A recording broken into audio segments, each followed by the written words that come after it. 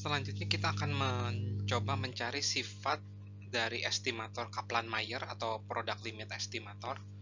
Namun sebelumnya di sini saya ingin merefresh kembali formula atau metodologi dari Kaplan-Meier estimator tersebut ya. Jadi di sini misalkan saya punya tabel seperti ini ya. Ini tabel yang biasa kita buat sebelum kita melakukan atau mencari estimasi Kaplan-Meier atau estimasi Nelson-Allen. Nah, kemudian kalau X-nya itu kurang dari Y1, biasanya kita SNX-nya tuh 1. Kemudian kalau X-nya itu di atas Y1 tapi masih di atas Y2, kita pakai persamaan yang pertama ini, yaitu adalah R1 dikurangin S1 dibagi R1 ya. Dan kemudian kalau X-nya di antara Y2 sampai Y3, kita ada perkalian ya. Perkalian antara ini dan R2 min S2 per R2 ya. Dan seterusnya ya. Jadi ketika X-nya di antara Y3 sampai Y4, maka kita punya 3 produk, punya 4 produk, dan ini ada 5 produk gitu ya. Namun di sini untuk mencari sifat-sifat dari estimator Kaplan-Meier ini, di sini saya akan memisalkan X itu di antara Y0 sampai Y1 ya, untuk yang pertama nih gitu ya. Nah, seolah-olah ini kan berarti ada 0 produk, 1 produk, 2 produk gitu ya. Nah, oleh karena itu ketika kita ingin mencari SNX, maka kita bisa memperumum ini menjadi seperti ini ya. Jadi I-nya dari 1 ya. Mulainya dari 1 antara RI dikurangin SI dibagi RI gitu ya. Nah, tapi X-nya itu di antara berapa gitu ya. Yang jadi masalah X-nya di antara berapa. Nah, di sini ketika X-nya itu di antara Y1 sampai Y2 ada 1 produk. Ketika X-nya di antara Y2 sampai Y3 ada 2 produk, berarti jumlah produknya itu tergantung dari ini nih. YJ sampai YJ plus 1, dan di sini adalah sampai J gitu ya. Jadi ketika J-nya sama dengan 0, ya berarti kan dari antara Y0 sampai Y1. Nah, kita nggak punya produk apa-apa di sini karena produk ini dari P ini dari 1 sampai 0, berarti nggak ada apa-apa. Tapi ketika J-nya sama dengan 1, berarti X-nya di antara Y1 sampai Y2. Nah, ini kita cuma punya 1 produk ya, karena P-nya dari 1 sampai 1 gitu ya. Begitu pula kalau 2 dan seterusnya sampai ke K gitu ya. Jadi ketika J-nya sama dengan 2, jadi I1 sampai 2 berarti kita punya 2 produk ya. Seperti ini 2 produk. Dan di sini kita mengasumsikan bahwa Y0 itu adalah sebagai nilai terkecil ya. Jadi dalam hal ini Y0-nya itu adalah 0 gitu ya. Seringkali Y0 sama 0. Dan kita juga kalau ketika J-nya sama dengan K, berarti kita posisinya tuh di sini ada Y6, seolah-olah tuh ada Y6, dan Y6 itu kita anggap sebagai nilai terbesar gitu ya. Nah, ya bisa aja Y6 itu infinity ya. Nah, berikut adalah jadi ini adalah yang akan kita pakai ini ya. Jadi formula yang terakhir ini akan kita pakai untuk melakukan untuk mencari sifat-sifat dari estimator Kaplan-Meier. Nah, selanjutnya kita bisa mulai untuk melihat sifat dari estimasi atau estimator Kaplan-Meier ini gitu ya. Nah, di sini saya sudah menulis ulang ya SNX-nya ya, seperti yang kita sudah bahas di sebelumnya. Ya.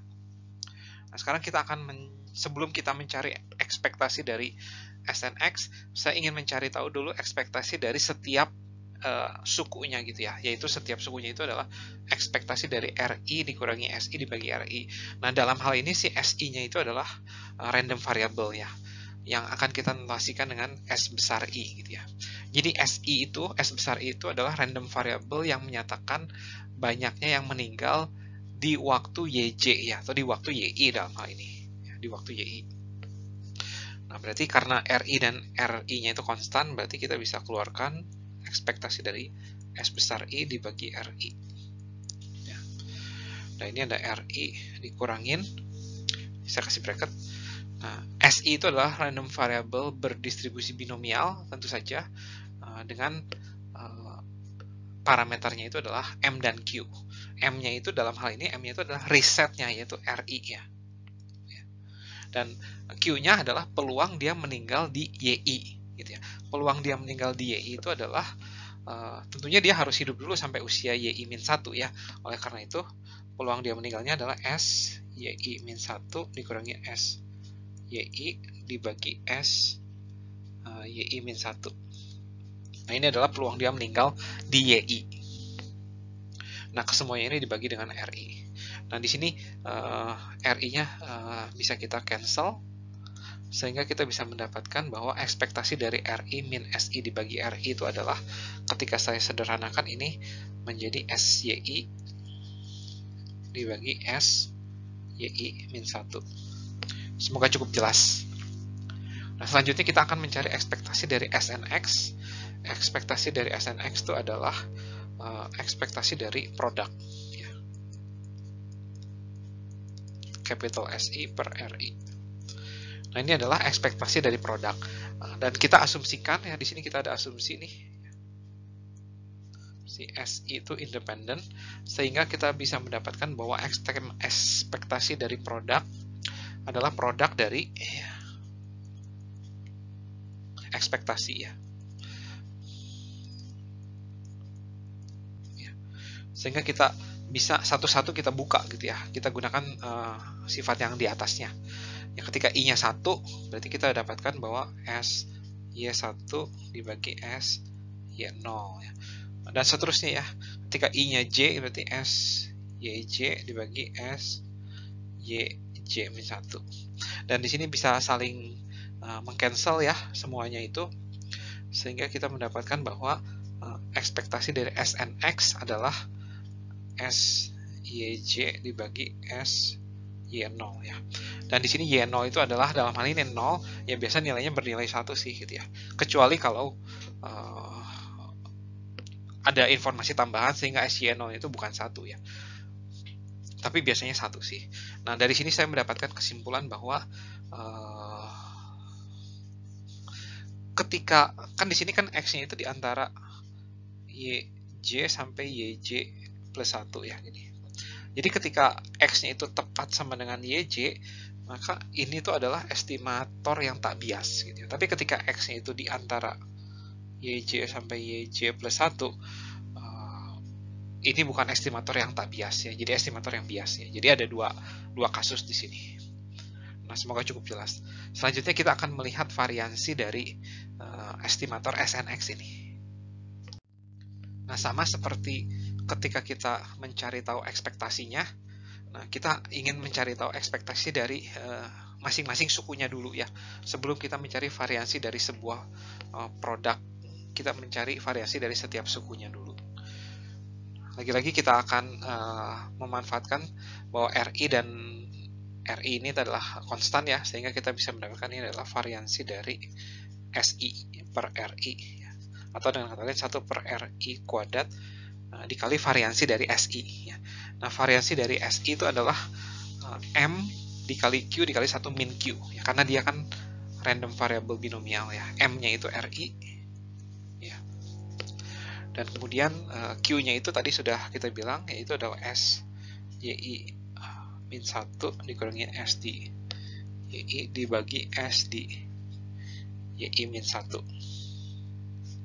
Nah, 1 min Q-nya adalah ya 1 kurang ini ya, yaitu adalah SYI. Saya langsung aja sederhanakan ya, 1 kurang ini adalah ini. Dan ini ekspresi terakhir ini akan kita sederhanakan, ini bisa saya coret ya, jadi 1 per RI. Ini saya sederhanakan menjadi 1 dikurangin SYI per, dan ini akan menjadi SYI per. Ya, semoga cukup jelas ya, harusnya sudah cukup jelas. Dan kemudian sebelum saya masuk ke dalam ini variansi dari produk ini, saya akan memanfaatkan sebuah sifat di statistika matematik ya, yaitu adalah seperti ini. Jadi variansi dari sebuah produk itu bisa kita buka ya menjadi seperti ini ya. Ekspektasi dari X-in kuadrat, X2 kuadrat, Xn kuadrat, tutup kurung, dikurangi ekspektasi dari X1 kuadrat, ekspektasi dari X2 kuadrat, dan seterusnya. Dan di sini kita bisa pakai sifat bahwa setiap X itu adalah independen, sehingga kita bisa mendapatkan ini menjadi seperti ini.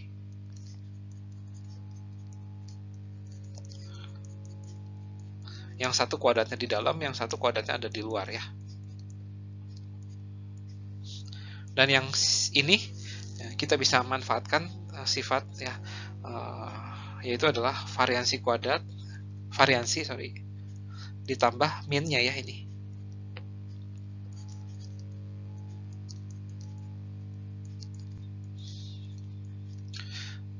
Kuadrat tambah min n dikurangin ini min-nya doang.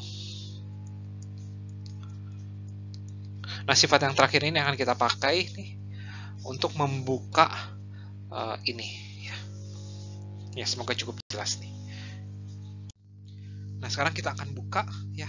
Saya akan buka ini menjadi produk dari, ada J buah suku juga di sini, yaitu adalah produk dari ini ya, ekspektasi kuadratnya ada di dalam ya, RI min SI per I kuadrat dikurangin produknya juga nih, ada J buah produk, tapi sekarang kuadratnya ada di luar ya, kuadrat ya. Ini kita pakai sifat yang tadi tuh, dan ini adalah yang bagian sini itu adalah variansi ditambah ekspektasi kuadrat ya, itu adalah seperti itu. J itu adalah variansi dari setiap sukunya, I ditambah ekspektasinya dikuadratkan, kuadrat ya. Nah, dikurangin ini tetap sisi sebelah kanannya tetap, suku keduanya tetap, yaitu adalah ini ekspektasi dari RI min kuadrat. Nah, sekarang kita akan masukkan ya. Jadi ini adalah produk lagi dari 1 sampai J. Nah, variansi sudah kita hitung tadi ya di slide sebelumnya, yaitu adalah 1 per RI 1 dikurangin S YI dibagi SYI min 1, ini SYI dibagi SYI min 1. Nah, ditambah ini juga sama ya, SYI per min 1, tapi sekarang dikuadratkan ini. Ini adalah suku yang pertama, dan yang suku kedua ini sudah sedikit lebih spesial karena di sini kita sudah pernah hitung ini ya. Ini kan bisa saling meng-cancel tuh ya. Tadi suku-sukunya yang tersisa itu adalah suku yang terakhir dibagi suku yang paling pertama ya, Y0. Nah, kemudian kita akan urus yang suku yang pertama nih. Suku yang pertama ini akan kita urus. Kita bisa keluarkan ya, ini kan kuadrat ya, saya keluarkan, tapi masih di dalam produk ini ya. Saya keluarkan SYI nya, saya keluarkan seperti ini. Nah, maka ini keluar semua ya. Terus ini kali ini juga kan kuadrat juga ya, jadi 1 juga tuh. Tapi ketika ini dikali ini nggak 1 nih ya, ketika saya keluarkan. Oleh karena itu yang tersisa adalah ini ya. Sekarang SYI min 1-nya ada di atas bagi RI ya. Nah, dikurangin 1 per RI. Nah, yang ini 1 nih. Suku keduanya tetap ya.